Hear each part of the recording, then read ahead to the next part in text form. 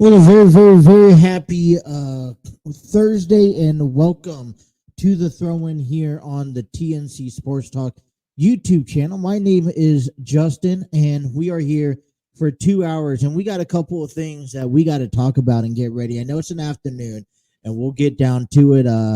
Take you guys up until 8 o'clock here on a Thursday afternoon, and let's get down to the breaking news, which was. I received the message earlier this afternoon, and it has been confirmed that the center fielder for the Cincinnati Reds and Nick Senzel will be making his 2023 debut this year. And it is, I think it needs to be, it's nice to add an extra right-handed batter in that lineup on a nightly basis. It helps out. I didn't look into it. I think that's one thing that I'm going to look into now. Let's look into this now.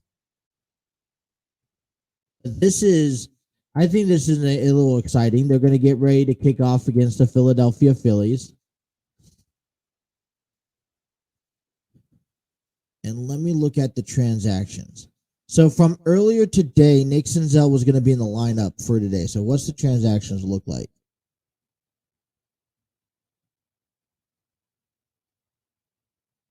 And everything takes a minute to load on here on the screen.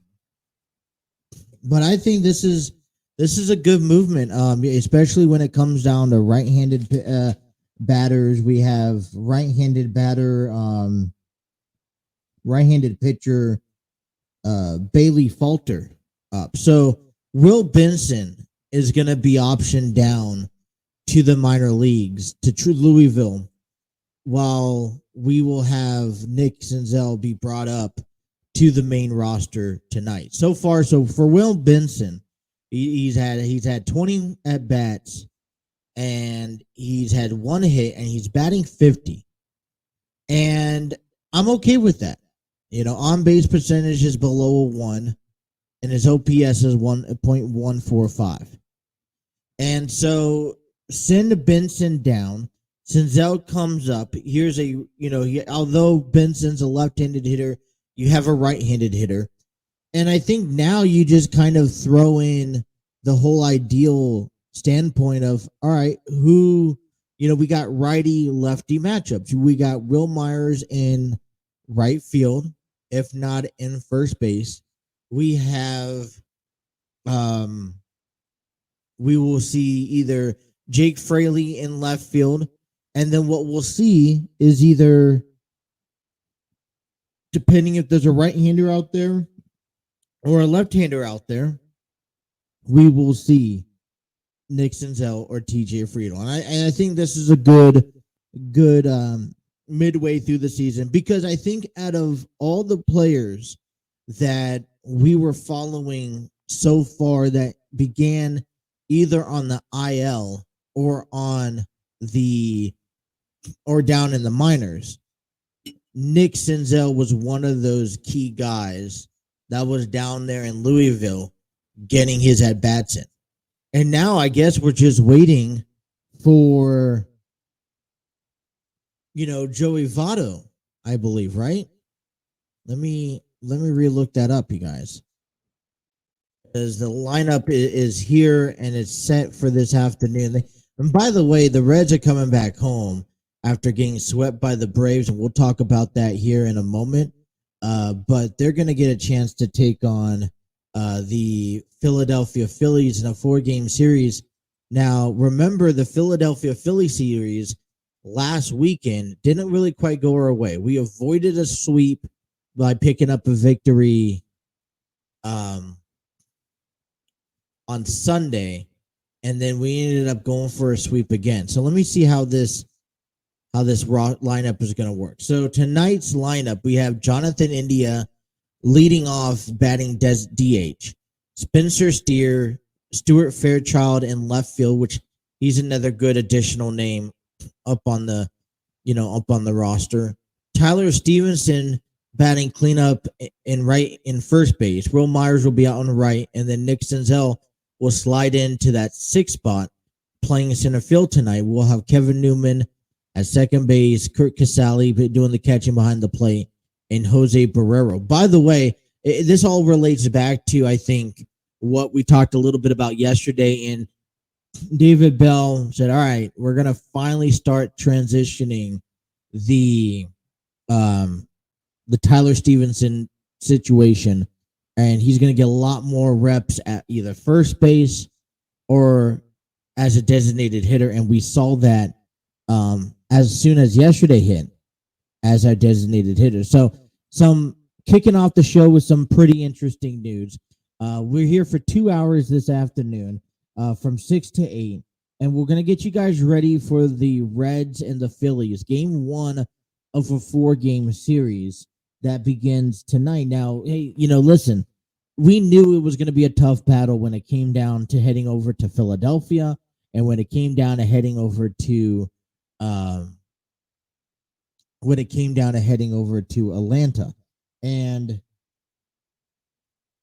it was a tough pill to swallow. I would have liked to see the Reds picked up a victory yesterday, but was one thing that was interesting out of the entire picture, right, is that we got a chance to we've seen some really promising things.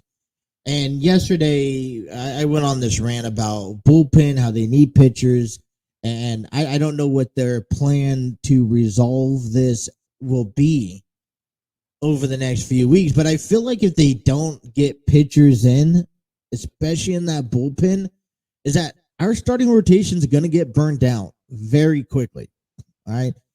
I mean, I understand that there is, you got to remember, there is a high expectation that even non-Cincinnati Reds fans, right, there's high expectations across the league that our 3 guys, especially Hunter Green and Nick Lodolo, are achieving and going out there every 5 days, giving you 6-7 innings of scoreless ball game.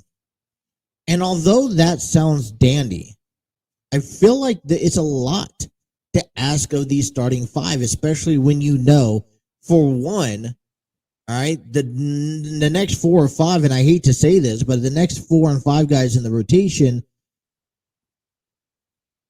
will be lucky to give you anything positive. And on top of that, your bullpen has already shown numerous of times throughout this season, it's the reason why they come in to today's game 4-7, that they can't hold down a ball game. We've seen this all throughout the series with the Atlanta Braves, where the Reds battle it in, and it comes to the 8th and 9th inning, and just like last night, Buck Farmer gives up a home run and cost the Reds a game, avoiding to be swept. And it's a tough pill to swallow. And I get it. You begin the first road trip 1-5 on the season, and you're coming into tonight's game 4-7. And here's the rule of thumb, right? You should always be playing, greater than 500 baseball at home, but then you should also be playing at least 500 baseball on the road.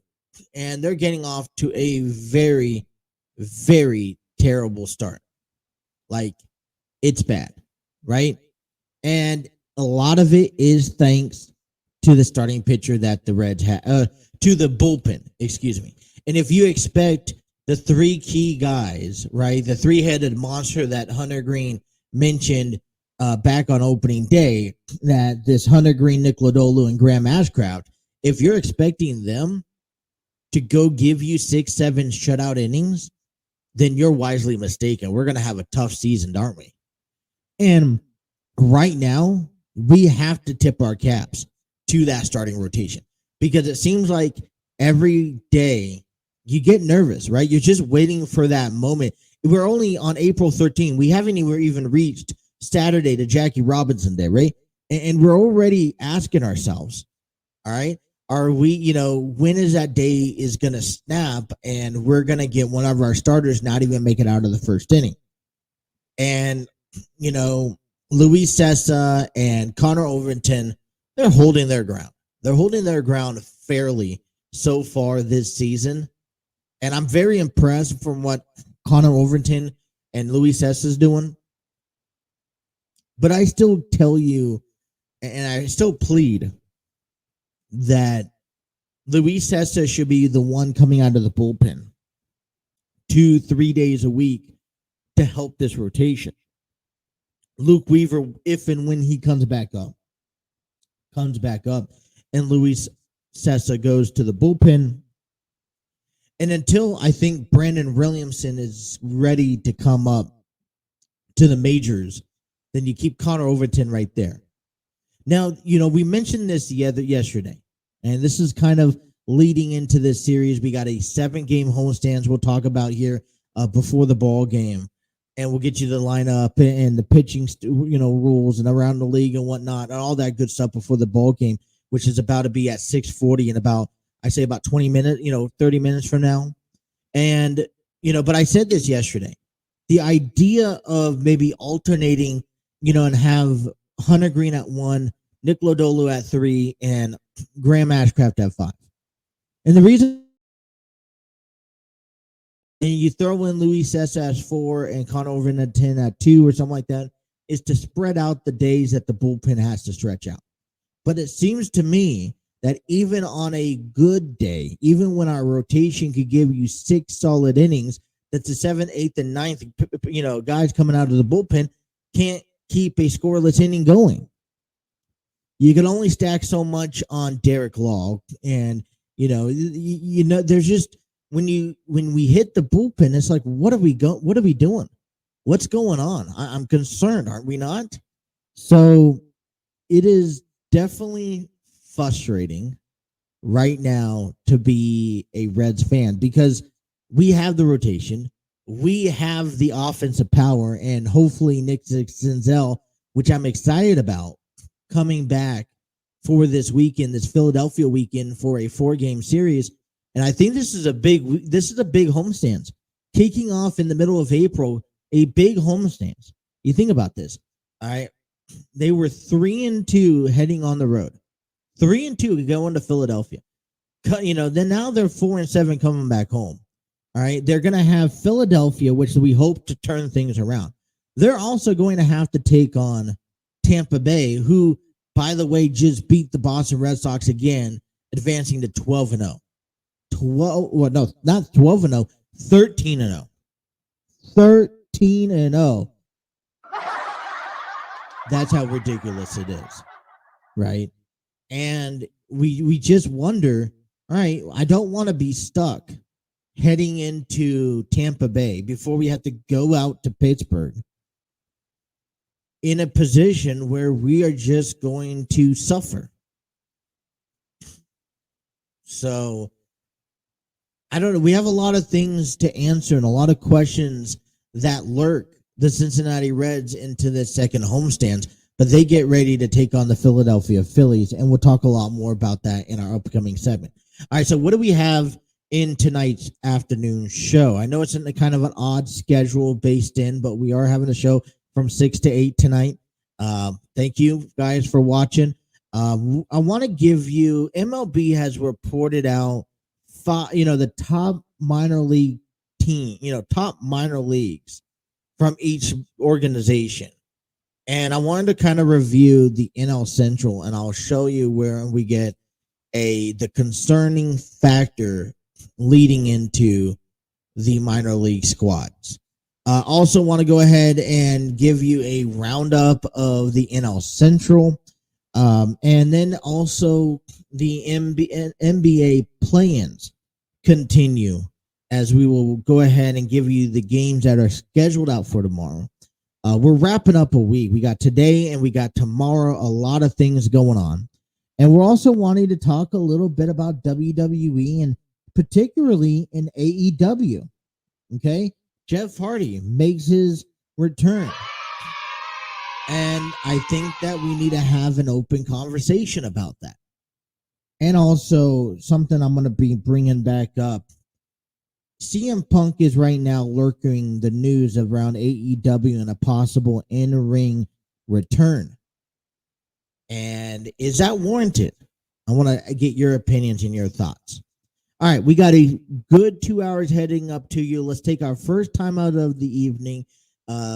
If you guys are watching us on YouTube, I want to thank you. Hit that like, share, and subscribe button. Be sure to have those notifications on.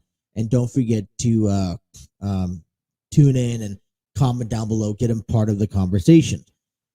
If you guys are watching us from Facebook and on Twitter, we thank you. Hit that like button, share with a friend. Let them know that, hey, we are live tonight up until 8 to hop on in. And if there's sports questions, thoughts, or concerns, let me know down in the comments, and we'll be able to talk about that on tonight's program. If you guys are listening, downloading our episode and taking us on the road with you wherever you go, we want to thank you and welcome you guys in. Without any of this, without you guys, none of this here is possible. So we're just getting underway. 2 hours here on the program. The throw-in here, you guys are listening right here on the TNC Sports Talk YouTube channel.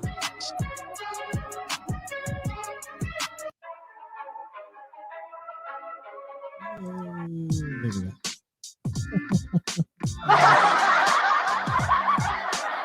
6:21 here on the program. I want to welcome everyone back to the Throwing on the TNC Sports Talk YouTube channel. I thought I changed everything coming back in from break, but apparently I didn't.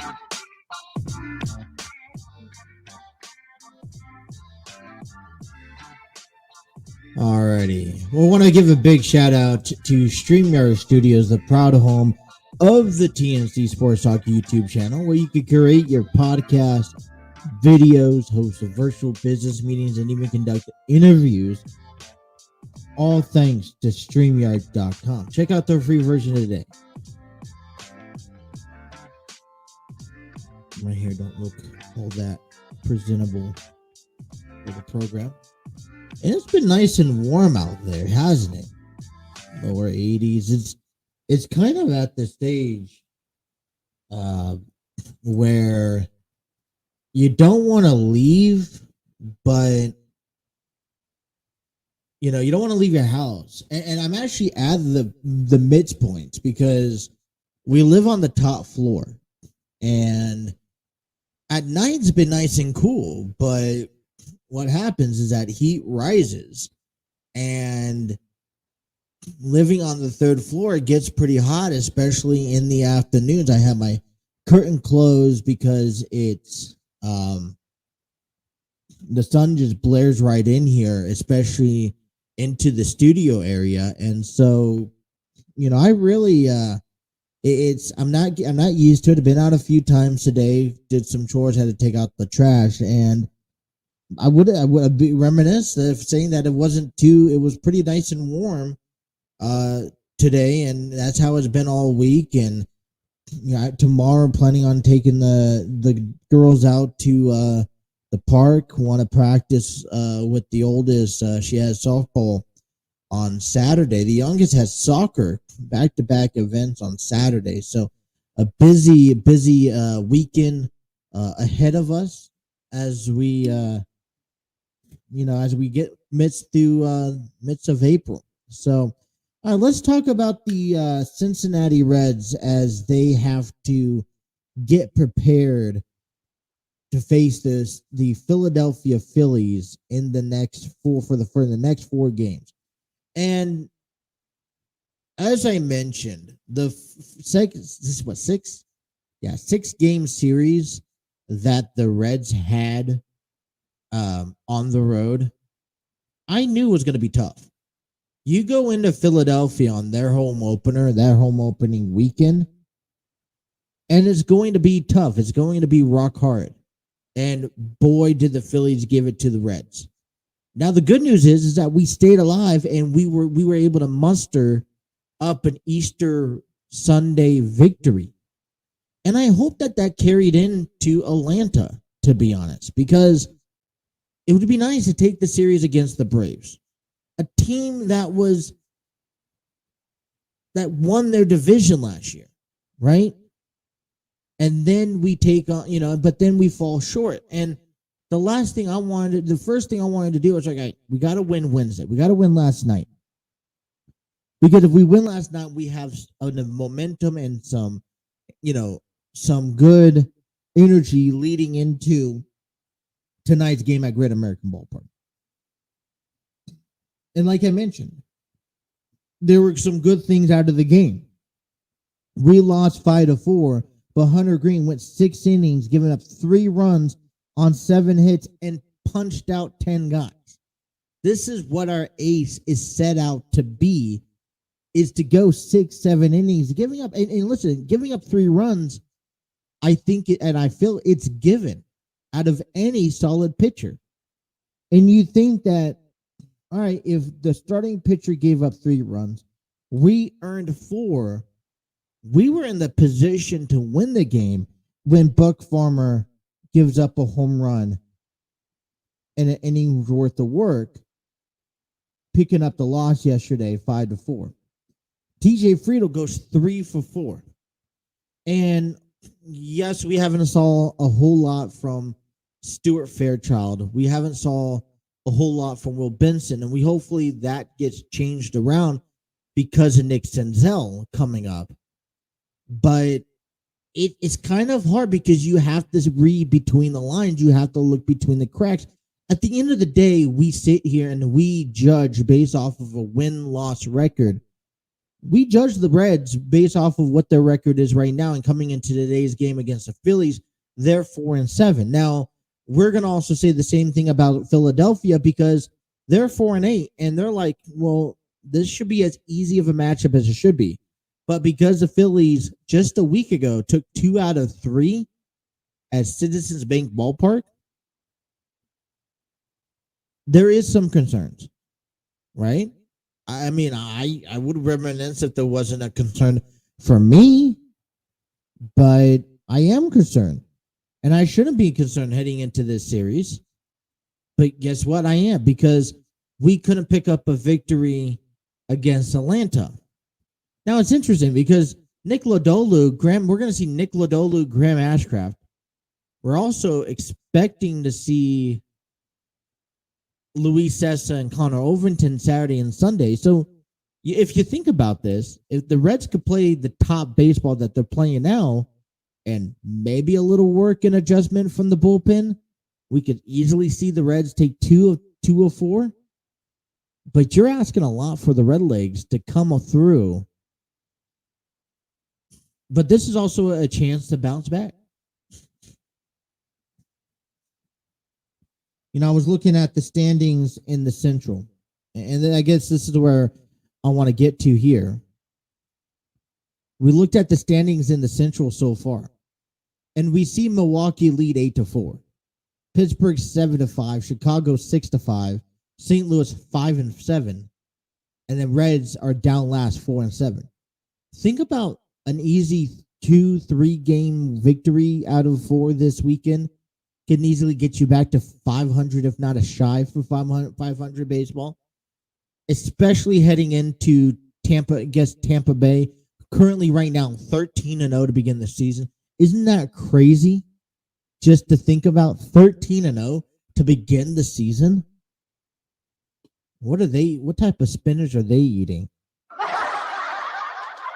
I want some of that. That means they have not lost since March 30th, and we're already completed 2 weeks of baseball. Now, I don't know. I think Tampa Bay is off today.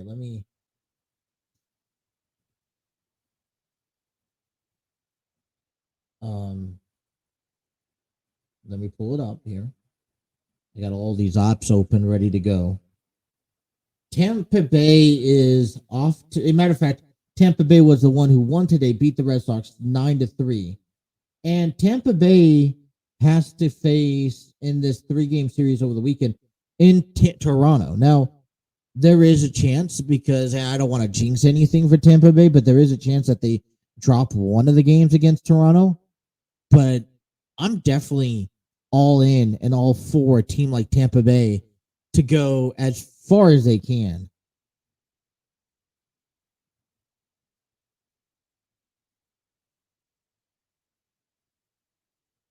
So, but that's what we have to look up against, and I'm a bit nervous. I'm a tad nervous. So, where does things start? It starts tonight. It starts with Tampa Bay, and it starts with Nick Lodolo. Nick Lodolo comes into tonight's game, 1-0 with a 1.50 ERA. He's going to be taking on Bailey Falter, who's 0-1 with a 2.61 ERA. And I think that is good enough for me to sit here and say, all right, let's go ahead and get this ball rolling. We got to get rolling at some point, right? And this is the perfect series to do it, because 4 games against Philadelphia, 3 games against Tampa Bay, and then we head back on the road against the Pittsburgh Pirates. And the last thing I want to do is go to Pittsburgh well under 500, because we just saw Pittsburgh. They're in second place right now. I know this is early April, but we mentioned to you guys how every ounce matters, and that's true. Let's get to the starting lineup for the Cincinnati Reds. Just while we're here and before game time, which is in about 90 minutes, you guys go listen to this game on 700 WLW or Bally Sports Ohio. Leading things off is the designated hitter, Jonathan India.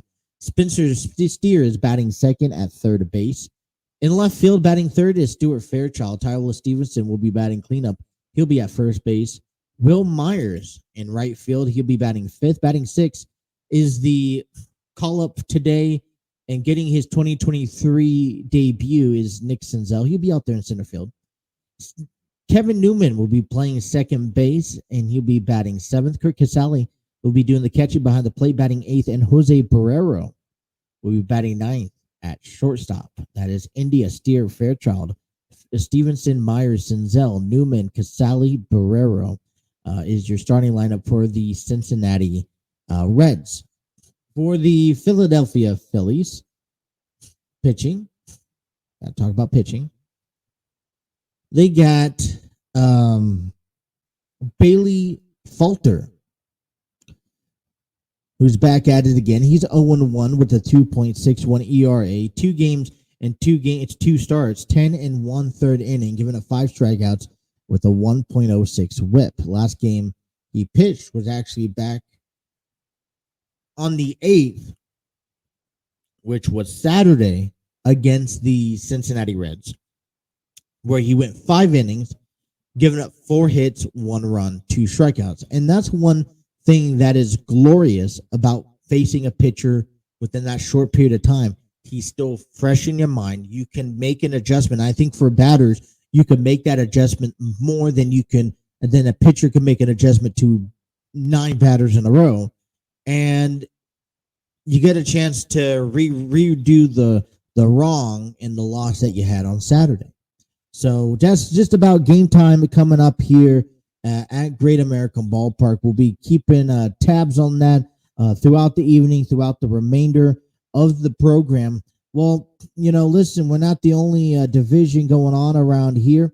We have a couple other, we have the entire National League Central to look out for. As of yesterday, the The Cardinals beat the Rockies 7-4. Milwaukee dropped to the Diamondbacks 7-3. The Pirates got shut out by the Astros 7-0. The Mariners beat the Cubs 5-2. So that is, if I'm not mistaken, all but the Cardinals have lost their game, which is a good notion because heading into today, Reds begin the series at 6:40 with the Phillies. Pirates and Cardinals 7:45 in a 3-game series out there in St. Louis. And Milwaukee headed over to San Diego, first pitch 9:40 against those fiery Padres. So that is what's going on around in the NL Central. And like I said, the standings for the Cincinnati, for the NL Central.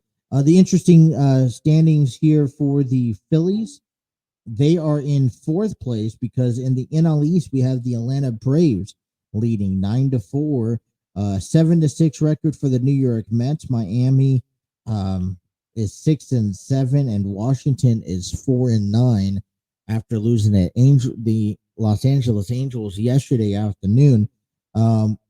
First road trip of the season was 1-5 versus the Phillies and the Braves.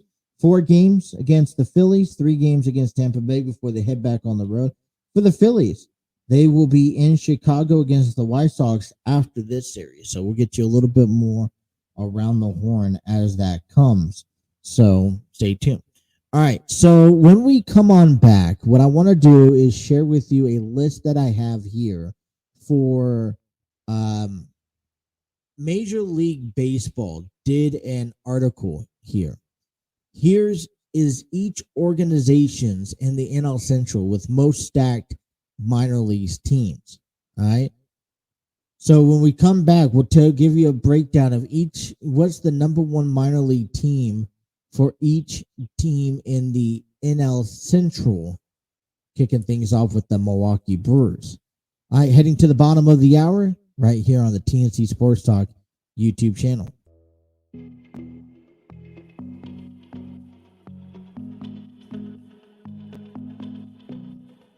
I know the next morning when the sun goes up, it might be the last day of you and me. You're lying next to me with heavy eyes while I shiver inside with a heavy heart. I know what I 6:39 here on the program. Thank you guys for tuning in to the throw-in.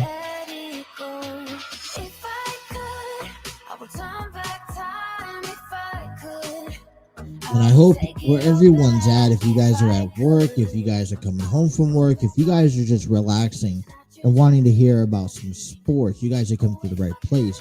Taking you guys up until 8 o'clock here on the throw-in. Just last few adjustments here. So the topic that I wanted to address to you this afternoon, okay? Hour number 2, we're going to talk heavily about wrestling, because a couple of things. There's a couple of stories that I still had, and this time more leaning towards NXT and AEW, especially about the return of Jeff Hardy last night on Dynamite. But there's a couple of questions that in Major League Baseball, teams are not just as good as the 26-man roster that come out and play 150, 152 games. There's a lot more to it. There's AAA, there's AA and single A and high A and low A and, all that stuff. And it's exciting. I think minor league baseball is an excitement to what is potentially given. And the Cincinnati Reds talk a lot about the minor league, system, because there's a lot of guys like Matt McClain, Ellie De La Cruz, Christian Encarnacion Strand, Brandon Williamson, Lyon Richardson, who are expected to be the future of this organization. And you would almost hope that if your ball club is not where they should be or where you want them to be, and I think, if you're asking me as a fan, I want them playing, baseball contending for October.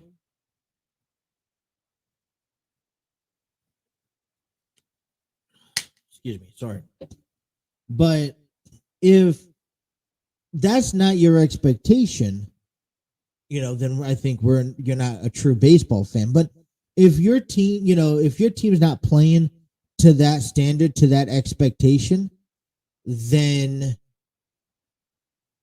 you hope that your farm system down below can, what do you want to call it, can has enough players or potential players to come up, and you hope that among rankings that your minor league system, your farm system, is just that much better.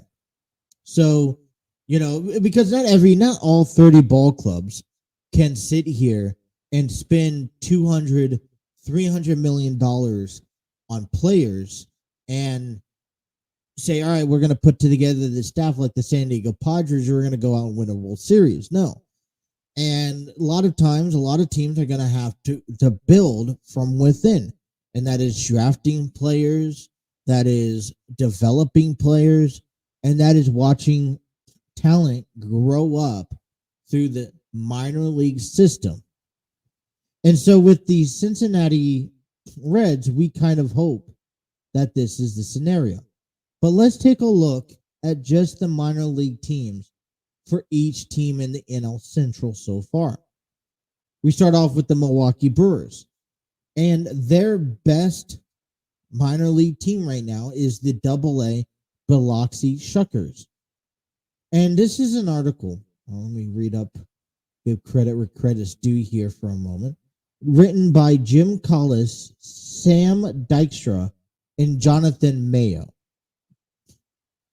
And they're listing out why each team, each minor league system is that the best. And about the Milwaukee Brewers, they said any game featuring Jackson Chourio is worth tuning in for. Fresh off of being named to the MLB Pipeline All-Defensive Team, Jefferson Carrero heads to the Shuckers for his AA debut. And Tyler Black, the 2021 33rd overall pick, who's proven he can hit when healthy, adds additional length to the lineup.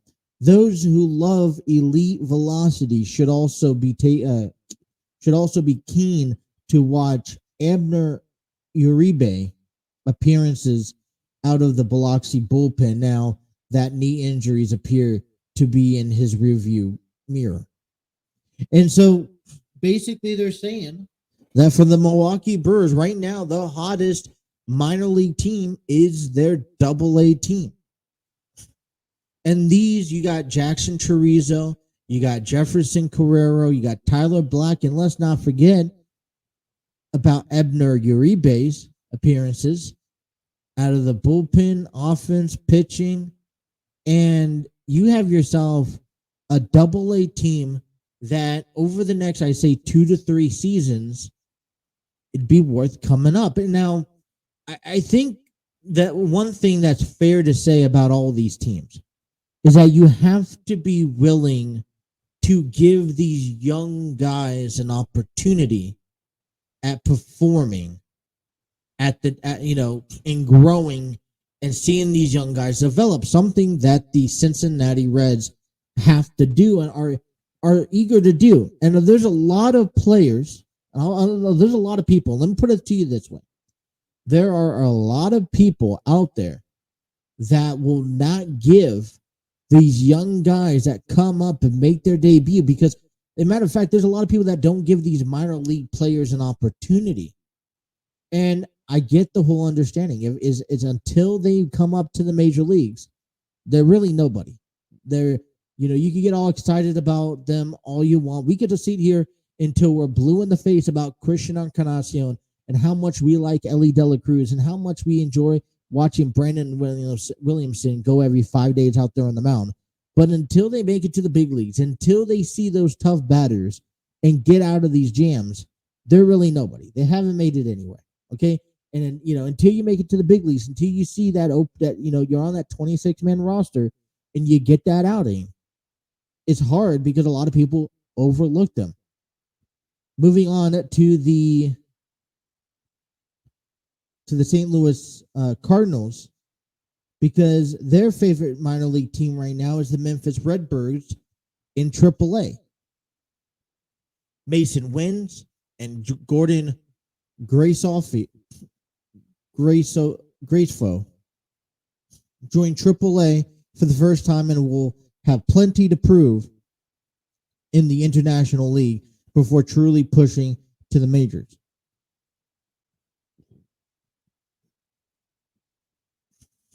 Matthew Liberatore is a Memphis Redbird for his third straight campaign as he tries to elbow his way back into the Cardinals' rotation. Elsewhere, last year's minor league home run leader Moses Gomez brings his signature power back to AAA, while off-season addition Guillermo Zuniga can help the loud tools coming with the AAA triple-digit heater. And here's what I'm going to say, because we'll go on to the AA for the Chicago Cubs and Tennessee Smokies. But here's one thing that I want to point out. It's interesting reading these passages that MLB writers are submitting in their belief, because for the longest time, the St. Louis Cardinals has been one of those teams who you don't see, no matter who they throw out there, whether it's guys that you don't know or veterans like Albert Pujols, you know what they're capable of putting all together. And although they're starting the season off, second to last place in the first 2 weeks, 162 games is pretty far away. And it's kind of interesting just to see where, now we have a baseline. These are minor league ball clubs from each division here these are minor league ball clubs in each division that we expect to have a good season. Now we can follow back on. All right, moving on with this list here that we have for minor league teams. The Chicago Cubs have Tennessee Smokies, their AA affiliation. Several players who won the 2022 Midwest League Championship at High A South Bend have made the jump up to Tennessee, headlined by outfielder Pete Crow Armstrong, the club's top prospect and the consensus best defender in the minors. Jordan Wicks, Ben Brown, Daniel Palencia, and Porter Hodges gives the Smokies a formidable rotation. Owens Cassie offers some of the best raw power in the system, and Miguel Amaya had a strong spring as he puts 2021 Tommy John surgery further behind him. The Chicago Cubs are another highly named, even though they have a AA minor league looking to win it all this year, just like they did last year at High A level. They're growing. And one thing to take note and to take interest off of the off of the Chicago Cubs and all these other minor league teams is that you sit here and, maybe a guy or two doesn't work out for the organization based off of the timeline that the organization has, and they're looking to get a couple guys back in the result of a trade a couple years down the road. Pittsburgh Pirates have Indianapolis Indians for AAA, where the Pirates' deep system is spread throughout the levels, but a stop in Indianapolis should provide good return on our investments. There are 8 members of the top 30 in AAA, including top 100 prospect Indy Rodriguez and Quinn Prester. 5 of the top 10 are at the highest level of the minor leagues, though Mike Burrows is currently sidelined with an elbow issue. Now, the Pittsburgh Pirates are notorious for flipping guys, bringing them up, making a name, and then trading them at the very, I would say, last second, right? So, my point is, and it's just going to get right down to the Cincinnati Reds, because the Reds are, their strongest minor league team is the single A Daytona Beach Tortugas. Wherever Ellie De La Cruz is wherever the best team is. And the problem that lurks right now, I think, is the most scary part in all of the Reds organization right now. This is a squad that is expecting to have 5, 6, 7 guys right now in the minors come up through to the big leagues, being able to make a name for themselves. And guys like Ellie De La Cruz, Christian Encarnacion Strand, Noelvi Marte. We have Mac McLean as well thrown into the mix. And this is a group of guys that we were strongly felt about. Now, to see, I feel a little bummed out the fact that our single A team among the rest of the division is the only strengthened team in all of our minor league squads. And I know a lot of it has to play and portray because of injuries, but it doesn't really help, especially with what's going on right now in the major leagues. And you almost have to say and ask yourself, all right, what's going on? What are we trying to do here, and how can we get better? Because we can't finish dead last in all the division and everything. So, all right. So I've been seeing a couple of comments down below.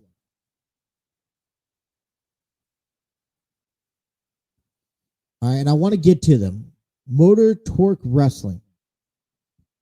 All right, he made some, before the bottom of the hour concludes, I want to, because this is going to be a subject at the top of hour number 2. All right. Motor Torque Wrestling mentions, we all knew Punk was coming after Forbidden Door. But end of the day, I just got this funny feeling AEW Access is going to show Punk in May. We don't know how many episodes it is. Okay. He also says, then after appearing on AEW Access next Dynamite, he returns with FTR. Okay. Interesting thought. So the way I'm going to say this in hour number 2 is, with all due respect to CM Punk. Does it make a difference however AEW decides to bring him back? No. Do I want him to come back? Not technically. He doesn't jump out to me as one of those guys, whether it's on Access TV, whether it's on Dynamite, whether it's on Rampage, or even if it's on a pay-per-view, that he's worth enough spending my hard-earned cash to go watch. I will go watch someone like MJF. I will go watch someone like FTR. Of course, CM Punk in the mix, he doesn't sell that many more tickets. And maybe people will get upset about this, but my honest opinion about Punk is that, he came back. He accomplished becoming AEW World Champion. Injuries got the best of him. And this is, AEW do not have a desire of having Punk back in their roster. Or even, I wouldn't touch him with the 10-foot pole in that sense. He just doesn't deserve the time of day. Not saying that he is not a Hall of Famer in my books, not saying that, to decredit what he was done, the entertaining performances he's done back in the day, but just like maybe Jeff Hardy in this sense, there are some athletes that try to make a comeback and utterly fails, and this is a huge and big key one of them. So I'm excited. Thank you to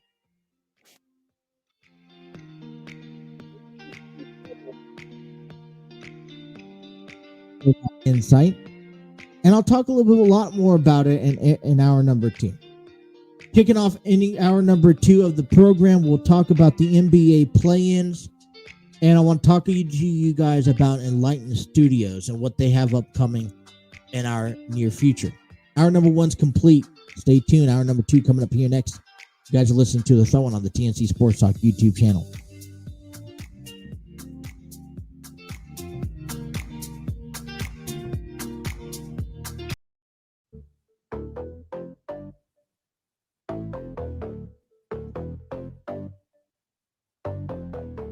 I know we only met just now, and I don't wanna freak you out, no.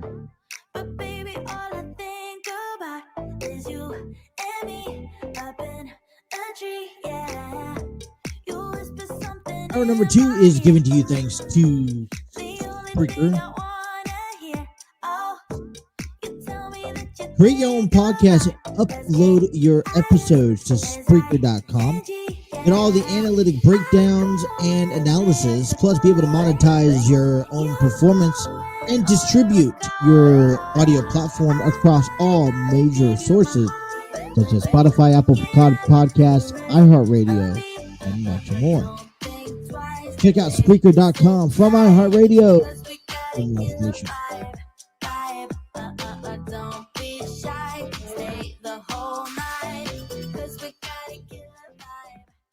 Alrighty, hour number 2 here, and a couple things that we want to get underway. All right. Right now, the Reds and Phillies, top of the second, tied at 1. As they just got underway. So we'll kind of pay attention to that as the nights roll through. Right. And we'll come back here on Friday and wrap up a showcase for you guys. A couple things I want to talk about first, because we don't do a lot of TLC on this program. Want to thank Canva for making the presentations as well as our commercial breaks.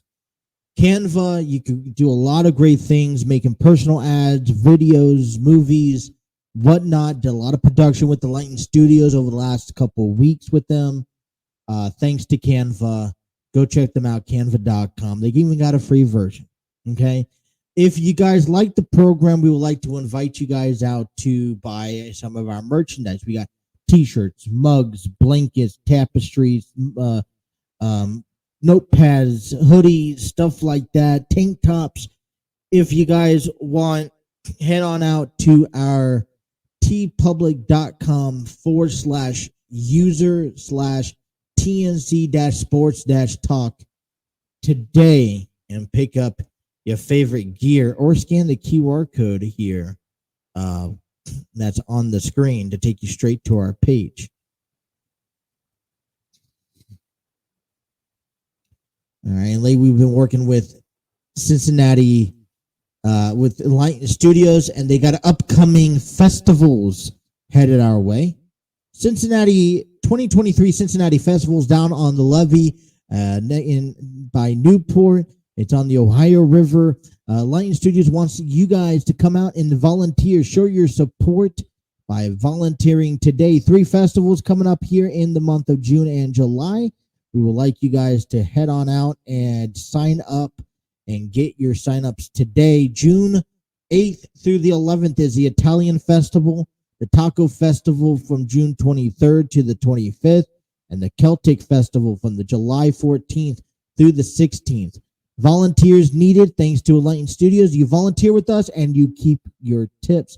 Sign up today by emailing enlightenstudios.cincy@gmail.com And while you're at it, head on over to Facebook and follow Enlightened Studios for more future information down the road.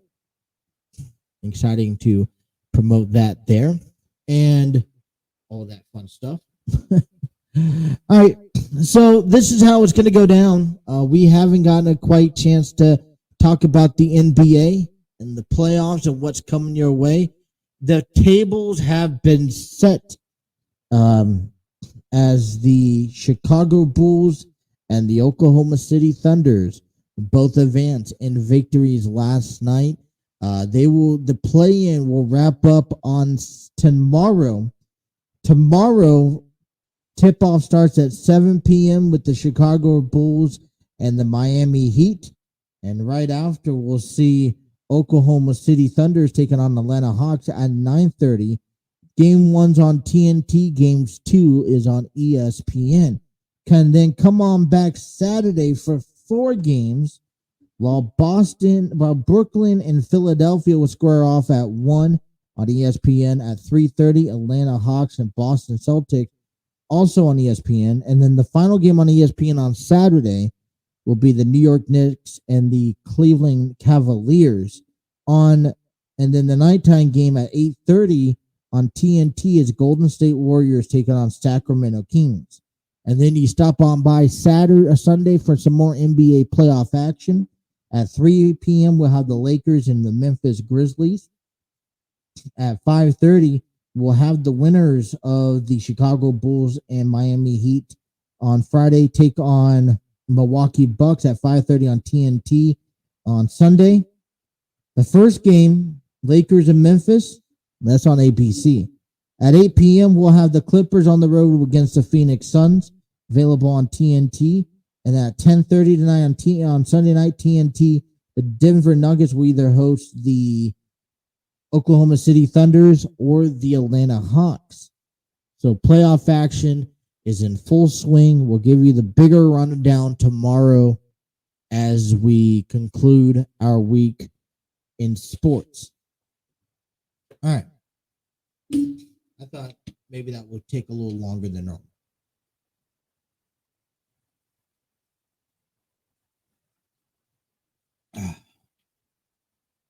So this is what I want to do.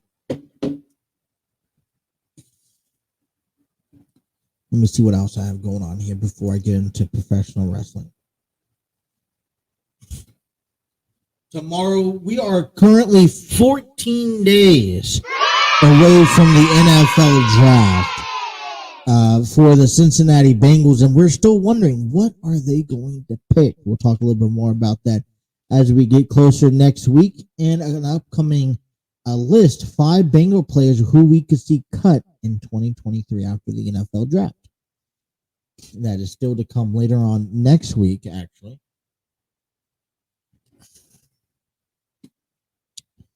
Kind of moment where you're kind of letting time fly by. It's a little hot here, starting to sweat. I don't know if you see it up here. Oh, I hate it. I hate being sweaty. I sweat more than just in my head. Obviously, you got the pits, you got the hands that get all sweaty, the legs, the forearms, all of that. All right, let's dive into it. I'm ready. Are you guys ready?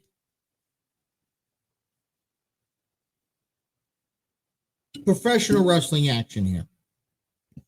I don't feel that like this week we got a fair chance to talk about Liv Morgan and Raquel Rodriguez as they became the new women's tag team championship.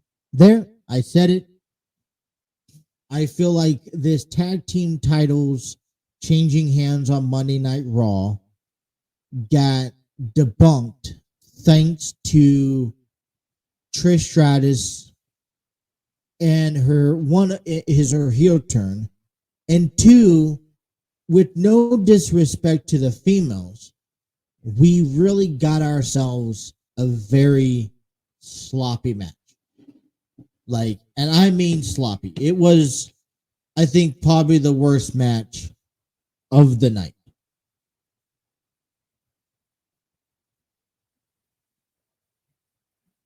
And I don't know, maybe this was put together last minute. Maybe they, went too far in the match of wanting to tell the stories. Maybe there were some botches because I really don't know why or where this came from. Other than the concept that I think I was a bit disappointed in seeing the outcome of the overall match between Liv Morgan and Raquel Rodriguez and Trish Stratus and Becky Lynch. So there's a couple of reasons why we were upset. But I think I was generally up, but we have to take the moment, all right? Although we could be upset, we have to take a moment and actually congratulate Raquel and Liv because we didn't give them the spotlight on our program like we expected to. Both females, first of all, this is Liv's title run from winning SmackDown Women's title, from after trying to go after the women's title again over a year ago. She's kind of been in the mix and in that title run. She's always, I would consider Liv Morgan one of those go-to talents that you can depend and rely on whenever you need something to happen, good or for bad, of the company. So I really enjoy everything that I see out of Liv Morgan. And then we go back to Raquel Rodriguez, where maybe this is a push. This is a push from her that dated back maybe to, honestly, the Royal Rumble and especially the Elimination Chamber. Right? I don't know if she's going to be given many opportunities. And I ultimately feel that this tag team match could lean, we wonder, okay, who's going to, I still believe that at some point we'll see Ronda and Shayna captivate those titles at some point because that's why they're in week and week out, in my opinion. But right now, this is a temporary hold, and I almost feel like we shouldn't be seeing a temporary hold between Liv and Raquel. I really do feel like, and I hope that this is actually a long push and a decent run for these two females, because Raquel Rodriguez can definitely work on some stuff. But I feel like if Raquel Rodriguez is going to get over eventually at some point, then what we need to see is Raquel turn heel and turn against Liv Morgan to maybe become a potential candidate for a title at some point down the road. I'm telling me that this is only a temporary run. You take the titles off of Becky and Lita so that you can focus in on this Becky Trish feud. And at some point, Lita comes back and gets involved because they don't need the titles. And that's one thing that was very interesting leading into WrestleMania was, why do you need to cost them? Why did they need to have the SmackDown Women's Championship heading into WrestleMania? If you're asking me, you could have kept the titles away from them, put Dakota Kai and Io Sky, have them replace Sonya Deville and Chelsea Green, to be honest, and have them for the SmackDown, have them for the titles in that fatal four-way match. Because trust me, listen, those females, they did a phenomenal job putting on an entertaining show. But if you want to ask to me a match that could have elevated itself from maybe a 2 to a 2.5 to a 3 and a 3.5, then you need to see if you put the titles on the line and give them something to fight for. That's where I would say, oh yeah, okay, that makes sense, right? So, and you could have still had Trish Stratus at some point turn her back, probably in a much better way than what we saw on Monday Night Raw. But nonetheless, we see two rising stars. Liv Morgan's been there, but like I said, she always fits in that title picture some way, shape, or form. We have we see Raquel Rodriguez, who I think deserves a push, needs a push, but in all honesty, I think she needs a bigger push, and this is a stepping stone for Raquel. She's had an impressive first half of the year. You put some sort of gold on her, you put her in a title match with a couple of females like Ronda and Shayna. I say within a year, maybe a year and a half time frame, you could see her in the bigger and better picture, and that is becoming a future champion. I do see a future champion in Raquel Rodriguez.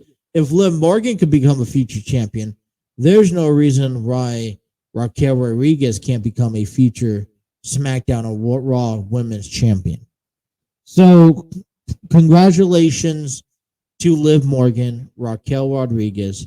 We hope that this is a longer run. We hope that you have yourself, have a few title defenses, maybe leading up to the Royal Rumble, where then, like I said, I still say that you go drop the titles to Ronda Rousey and Shayna Baszler once Ronda's healthy enough. But it was a good title run overall. And I felt that on Monday, because of the match being maybe overextended, sloppy, the way it ended, Liv and Raquel was quick and was rushed out of the ring so that we can see Trish turn on Becky.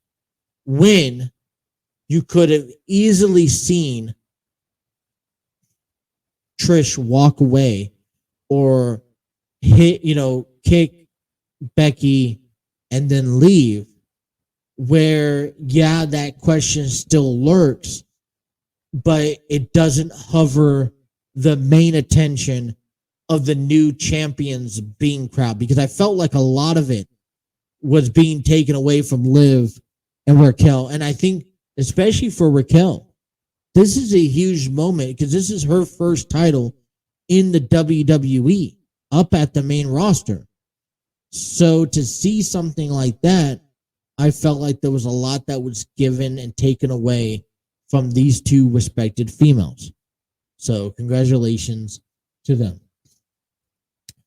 We got to talk about NXT because Carmelo Hayes finds his first opponent for his title defense at Spring Breakin.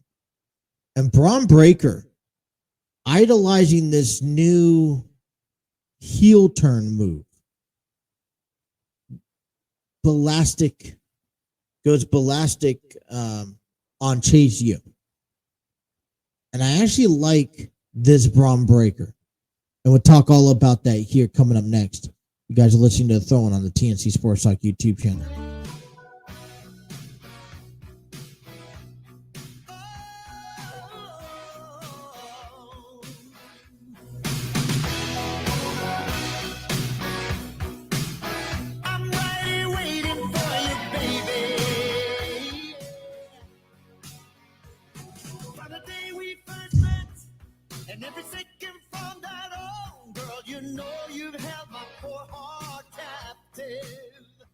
Alrighty, 7:22 here on The Throne, taking you guys up until 8 p.m. tonight on this Thursday afternoon. We'll be back again Friday. Let's not forget about that. Give you a update as the Phillies and Reds, top of the third inning, tied at 1 apiece.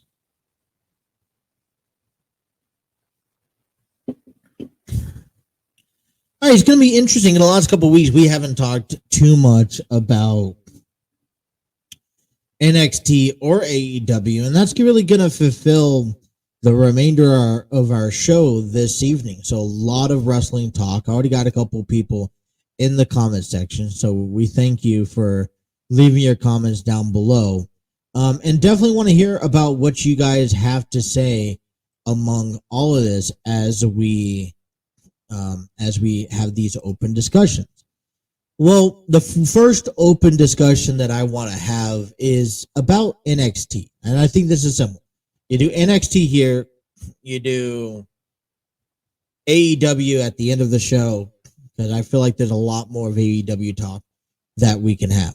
But the first conversation is that we are not waiting to get the number one contender spot for Grayson Waller, or for Carmelo Hayes, excuse me.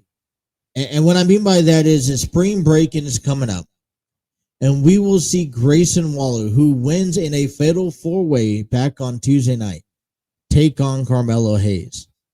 Now, I think, here's my early question to you guys was who was going to win, who was going to step up to the challenge? Who was going to challenge and face? What was next with Carmelo Hayes? Because he's taken us on a pretty exciting adventure with the North American Championship.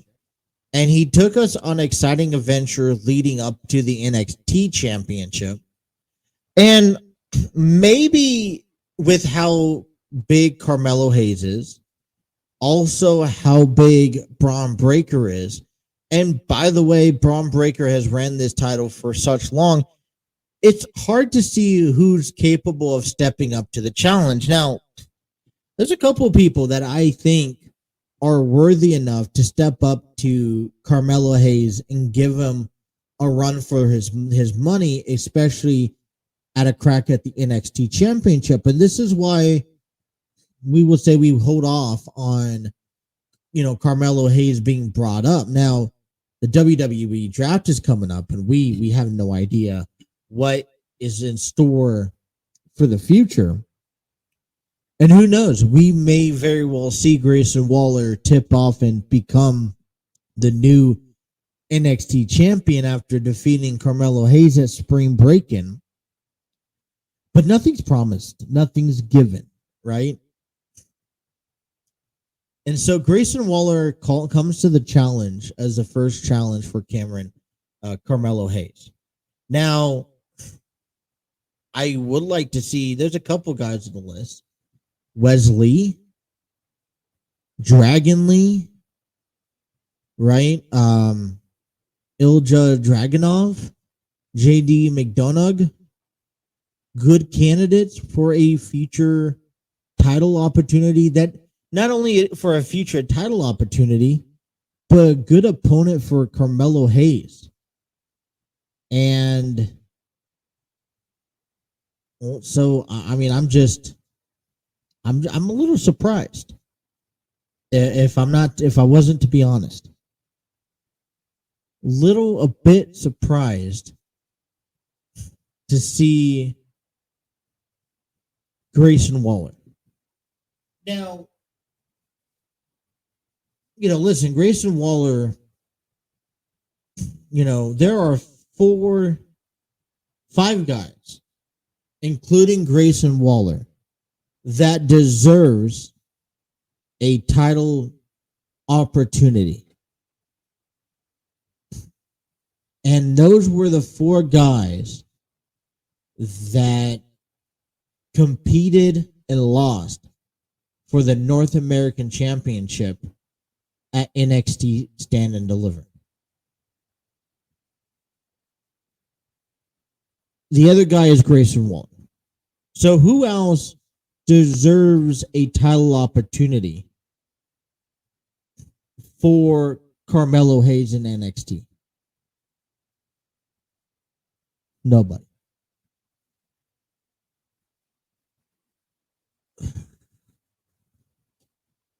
I'm just trying to think. I think here's what's going to help me get my gears rolling here a little bit. It's talking about Braun Breaker. It's hard to boo a character that carried NXT for at least a year, if not more, right? 2 years almost. And instantly after he dropped his title, he goes goes on this back burner. Now, there's that gut feeling inside my stomach that just turns and swirls, saying that, okay, Braun Breaker has to be called up. He's done almost everything he can do in NXT. And I think it's time for him to be like, all right, let's call him up. We're just waiting for the draft. Now, you keep him on camera, and that's going to be a decision to make. Maybe you build this heel so that when he comes up to the main roster, that he's giving you like, all right, I'll give you that. Right? He's going to be a heel coming up to the main roster. Where I guess I am maybe at lost where this all plays in. Because, I mean, he had to carry NXT on his shoulders for quite some time. He was our NXT champion for quite some time. And I don't quite know right now where he potentially fits in to the main roster in WWE. And for me, right now, Braun Breaker is only one to go handle maybe bigger opponents. A guy like Bobby Lashley, a guy like Braun Strowman, maybe Drew McIntyre. But when we talk about Braun Breaker, and this is a huge if he's to be on the main roster, and I don't think that this is just a Vince McMahon move, although this is also a I would see this being a Triple H move also. He can sit there and go, he should be on Raw. He should be on Monday Night Raw because that's where he's going to be able to display a lot of his characteristics. Braun Breaker goes ballistic on Chase University back on Tuesday. And you know what? I say kudos to him.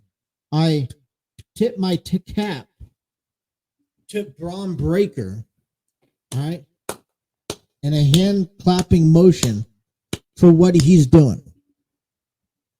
Because you know what? You need one of those guys every once in a while to say, all right, I don't like something, and I'm big, I'm bad, and I'm better than you. Yes, I lost against Carmelo Hayes, but guess what? I didn't lose cleanly. He lost because of the help of Trick Williams, right? Which was, Braun, how come we didn't get a, title defense, a rematch? Right? So Braun Breaker is being let loose. What else do you have for him, honestly? He's not in any title picture, although he could be. And if he's not in any title picture, how does he advance his career? Right now, it's about going out and just annihilating everyone and anything that gets in his way. I still personally strongly believe that Braun Breaker is someone who is waiting to be brought up to the main roster. And if Braun Breaker does not get added to this main roster come WWE draft, you're doing an injustice service to Braun Breaker. Now, this is where it gets a bit tricky because I don't want to see Braun Breaker come up, and I don't want to see Braun Breaker not have a storyline because WWE creative storylines don't have nothing for him. There's guys, and the first guy I think of is Bobby Lashley, to be honest. Right? That's the ultimate guy that I think, in my opinion, should be the first guy that he goes after. You take out one of the dogs, right? One of the big powerhouse guys, players. But right now, Braun Breaker is in NXT, and he's annihilated ever since he lost the title. And he's just he has full reins. He's in control of everything that he does, and it makes me like him just that much more. Because when was the last time that we've seen people come in and just destroy? Another interesting fact about Carmelo Hayes capturing the NXT title back at Stand and Deliver is that most guys who come back hold the title are very fresh to the NXT picture, and they are very quick to capture that NXT gold. We're talking about guys like Drew McIntyre. Um, we're talking about guys like Andrade.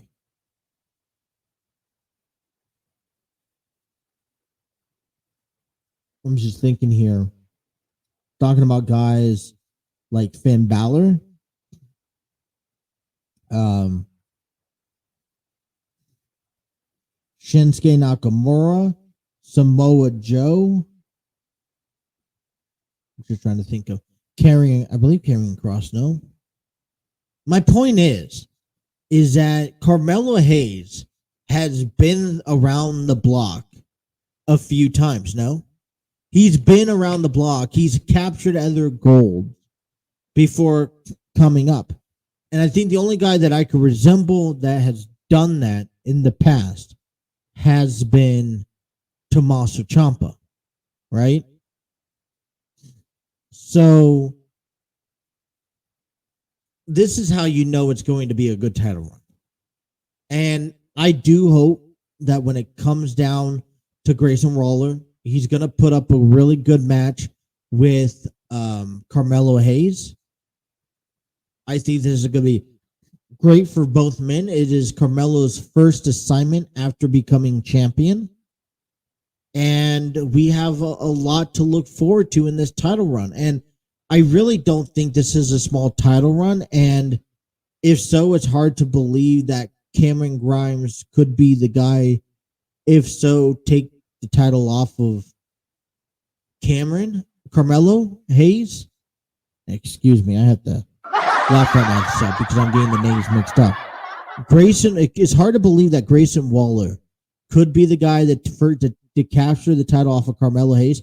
But it's interesting because as the story goes, when you look at Grayson Waller and his cockiness in NXT, what better way to have a heel title reign champion other than Grayson Waller, who will rub it in everyone's face saying that he beat Carmelo Hayes in the first title defense he had, and he was crowned the NXT champion.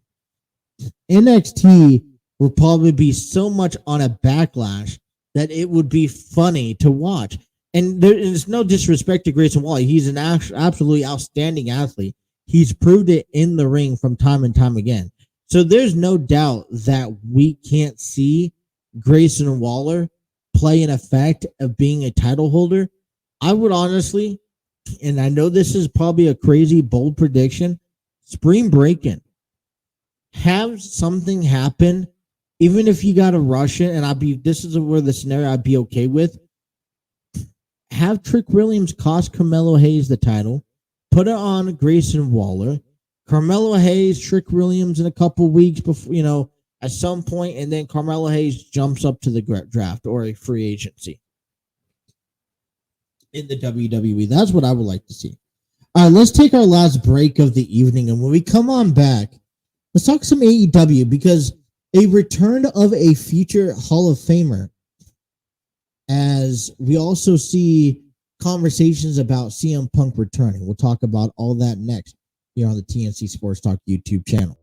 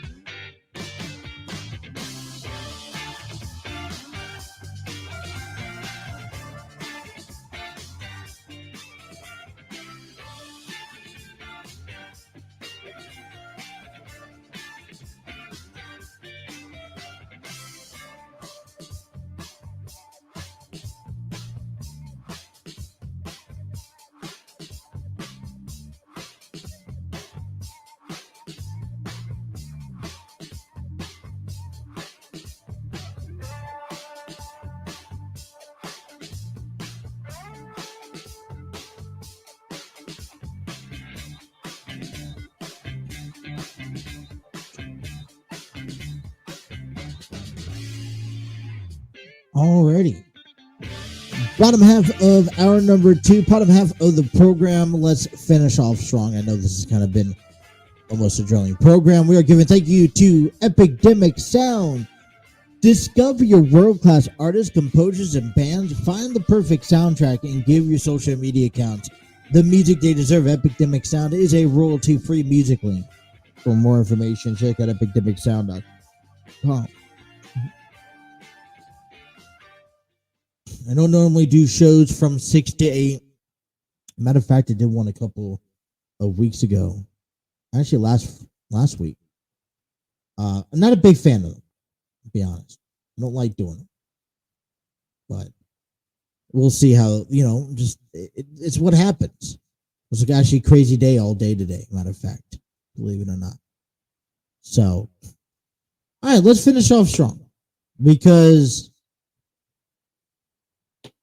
I got some interesting things to come through. One of them is Jeff Hardy returns to say Matt Hardy. And I thought that this was interesting. So,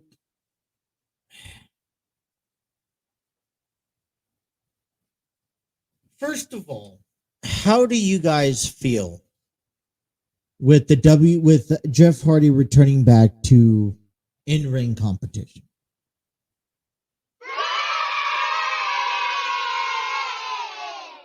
Good answer. I feel like it's always good to see Jeff Hardy coming back to the in-ring performance. It's also a sad moment. Now, let me tell you this. These are, and I understand the whole wrestling concept, the industry. Jeff Hardy was another guy that I related to and I enjoyed watching night in and night out in WWE. The problem that I have with Jeff Hardy returning back to in-ring competition is two reasons.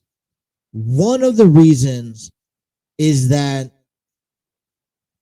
all the stuff that he's dealt with outside the ring with being sober and the DUIs and being arrested. And it just seems like every time he is time and time again, and by the time we get comfortable with seeing him, something changes. And I'm not comparing, I'm not judging him based off of what he's done outside what he's done outside the ring. I believe that Chris Benoit is one of the better athletes of this of all time. A matter of fact, although I will never agree to what he did outside the ring with his family. And I think that that's a fair statement to say, but Jeff Hardy, it's hard to get behind someone who has been publicly known to be given chances after chances after chances and still is incapable of capturing the opportunity of a lifetime. And there's been numerous of conversations about, let me go on this one final run. And somewhere down that line, that final run gets bolted and gets come to a halt because something that happened outside the ring. And that's what frustrates me the most with Jeff Hardy. In a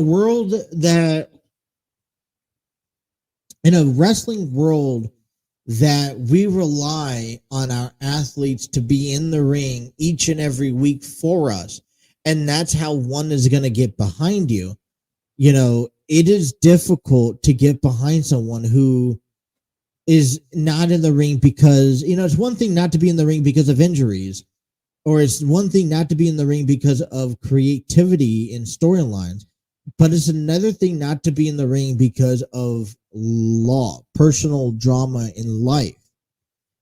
Whatever Bray Wyatt's going to, it is hurting his career and his standpoint. And I don't, whatever is going on, I wish him the best, and I think we would love to see him back. And I understand you got to take care of yourself first, but there's been a handful of fans that have turned around and said, I could care less for Bray Wyatt because of two reasons. One, creativity, and two, he apparently opted out of WrestleMania. I don't know the true story.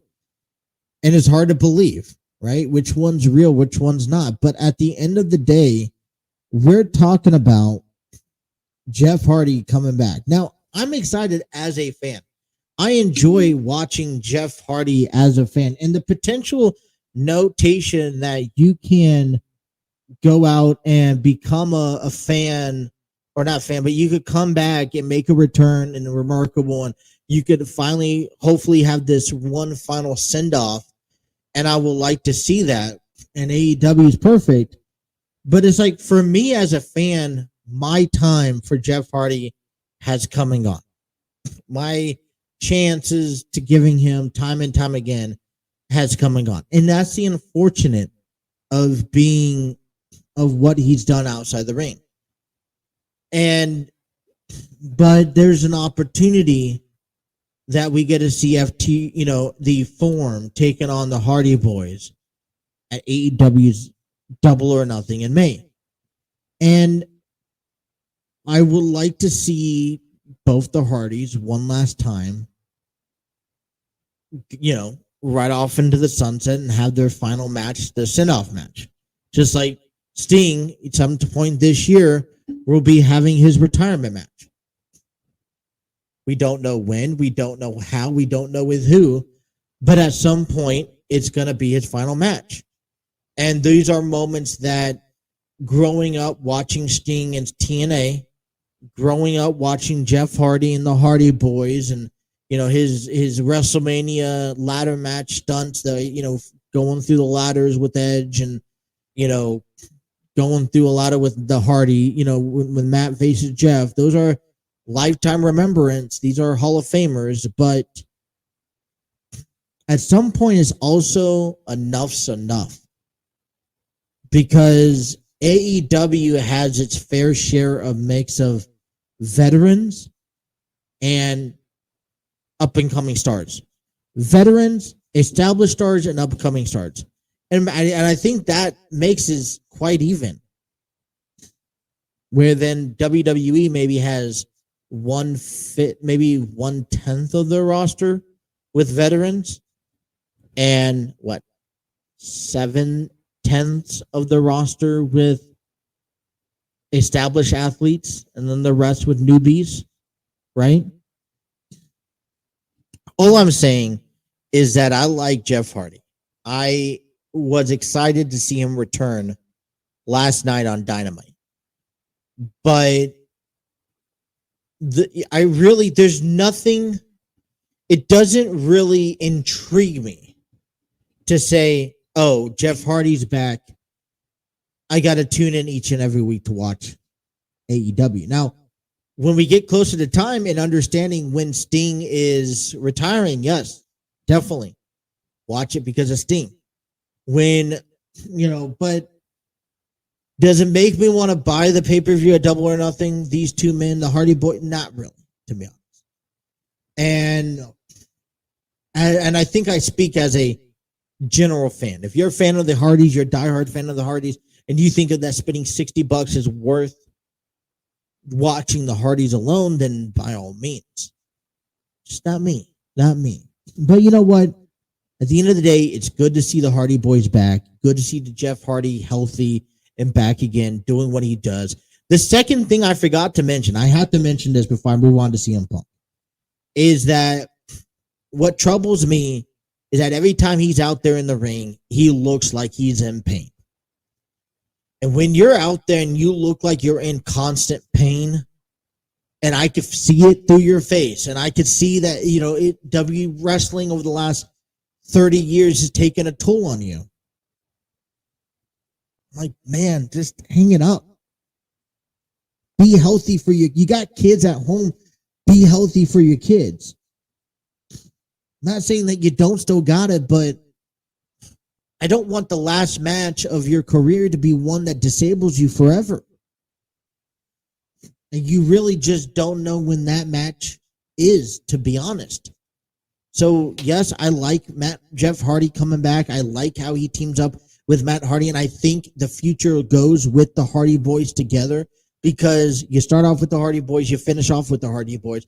And the other thing on the Hardy Boyz is that they're at the age where they need to rely on each other. I mean, Sting has played it so smart by being able to team up with Darby Allin and affiliate a lot of his storylines and a lot of his in-ring work among other talented, guys where he didn't have to rely on putting a one-on-one match together with somebody else.